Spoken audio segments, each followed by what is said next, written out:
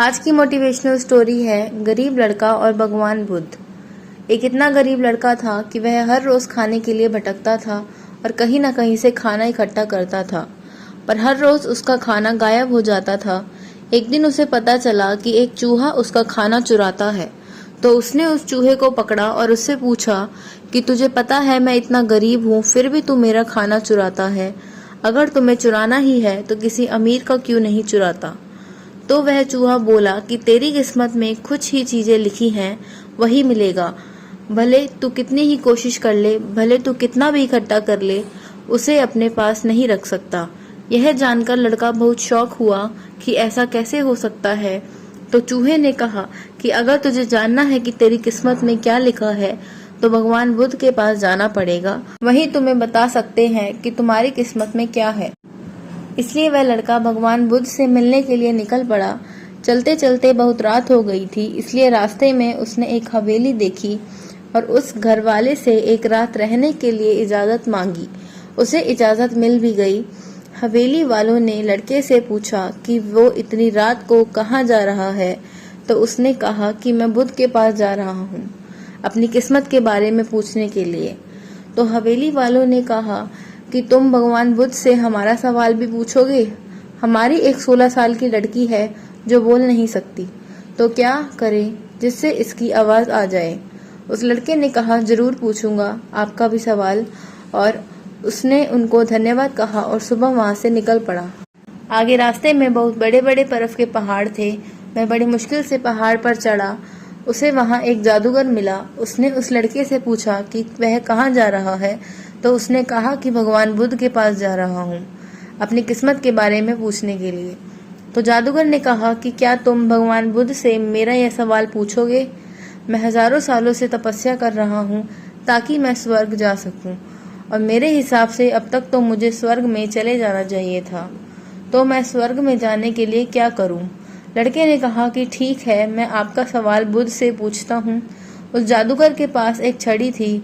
उस छड़ी की मदद से उस लड़के को बर्फ के पहाड़ के उस पार पहुंचा दिया। जब वह आगे बढ़ा तो उसके सामने बहुत बड़ी चुनौती थी।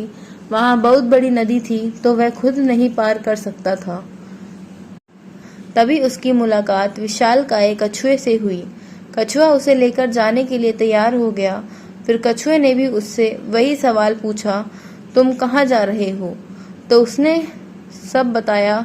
तो कछुए ने भी एक सवाल पूछने के लिए कहा, मैं 500 सालों से ड्रैगन बनने की कोशिश कर रहा हूँ, पर अभी तक नहीं बन पाया, तो मैं ऐसा क्या करूँ जिससे मैं ड्रैगन बन जाऊँ।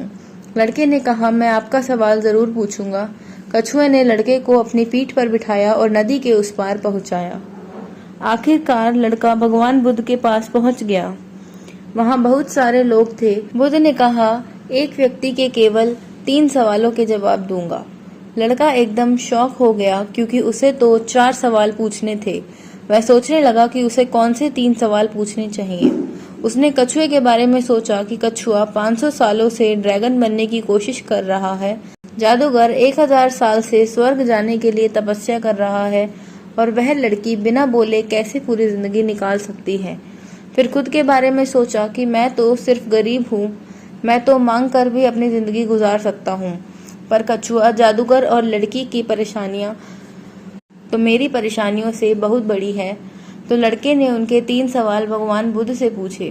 बुद्ध ने जवाब दिया कि कछुआ 500 सालों से ड्रैगन बनने की कोशिश कर रहा है, पर अपने कवच को छोड़ने के लिए तैयार नहीं है। जब तक वह कवच को नहीं छोड़ेगा तब तक वह ड्रैगन नहीं बन पाएगा। वही जादूगर जब तक अपनी छड़ी नहीं छोड़ेगा तब तक वह स्वर्ग नहीं जा पाएगा, और जब तक लड़की को उसका जीवन साथी मिल नहीं जाएगा तब तक वह बोल नहीं पाएगी। यह सब सुनकर लड़का वापस कछुए के पास आया और उसे सब कुछ बताया। तो कछुए ने अपना कवच निकाल दिया। जैसे ही कवच निकाला उसमें से कीमती मोती निकले। वह मोती कछुए ने लड़के को दे दिए और वह ड्रैगन बन गया। फिर जादूगर के पास गया और सारी बात बताई। तो जादूगर ने अपनी जादू की छड़ी लड़के को दे दी और वह स्वर्ग में चला गया। उसके बाद लड़का उसी हवेली में गया जहां उसने रात गुजारी थी। जब वहां गया तो लड़की सामने आई और बोली, उस रात हमारे हवेली पर तुम ही आए थे ना। इस तरह लड़के को पैसा, पावर और एक खूबसूरत जीवन साथी मिल गई। जीवन में कुछ पाने के लिए कुछ देना पड़ता है।